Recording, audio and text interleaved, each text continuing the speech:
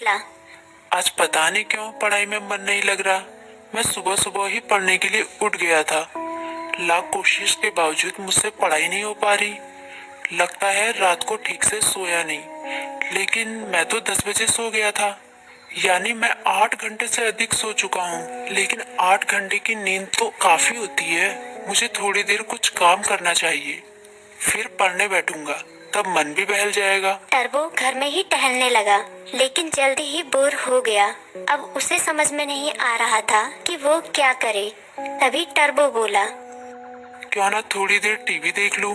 वो कार्टून और फिल्म देखने लगा, लेकिन उसे पढ़ाई की भी चिंता हो रही थी। उसने कुछ ही देर बाद टीवी भी बंद कर दिया। उसने फिर से अपनी किताब खोली। टर्बो का काफी सारा होमवर्क बाकी बचा था, लेकिन पढ़ाई में मन न लगने के कारण परेशान था। ऐसे तो काम नहीं चलेगा। क्यों ना मैं अपने किसी दोस्त की मदद लूं।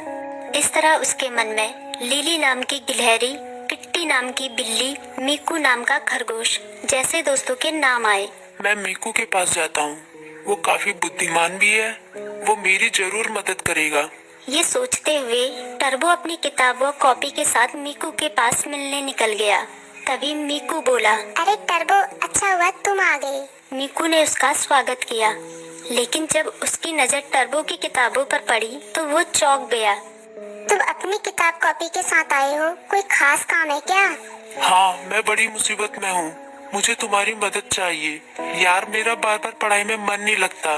मैं कोशिश कर रहा हूँ, पर मन ही नहीं लग रहा। इतना होमवर्क पड़ा हुआ है, पता नहीं मैं उसे कैसे पूरा करूँगा। टर्बो की बात सुनते ही मीकू बोला, पहले तुम आराम से बैठो। मम्मी ने आलू के पराठे बनाए हैं, उन्हें खाओ, फिर तुम्हारे होमवर्क के बारे में सोचते हैं। टर्बो ने अपने पेट पर हाथ फेरते हुए कहा, पराठे तो वाकई बहुत स्वादिष्ट थे।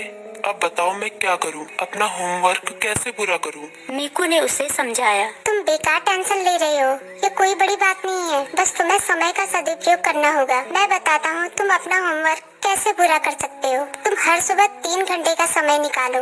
उन 3 घंटों को तुम लॉक कर सकते हो, तब तुम्हें कोई डिस्टर्ब नहीं करेगा।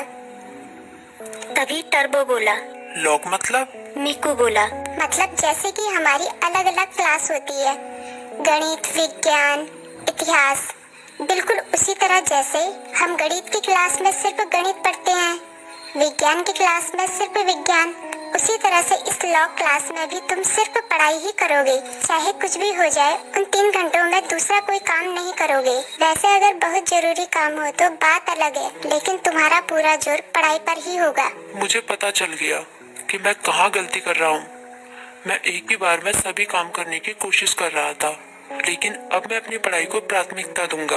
पहले उसे ही पूरी करने की कोशिश करूंगा। टर्बो ने मुस्कुराते हुए कहा, भाई, तुम्हारा शुक्रिया। मीकू बोला, अरे इसमें शुक्रिया कहने की क्या बात है। एक दोस्त ही तो दूसरे दोस्त के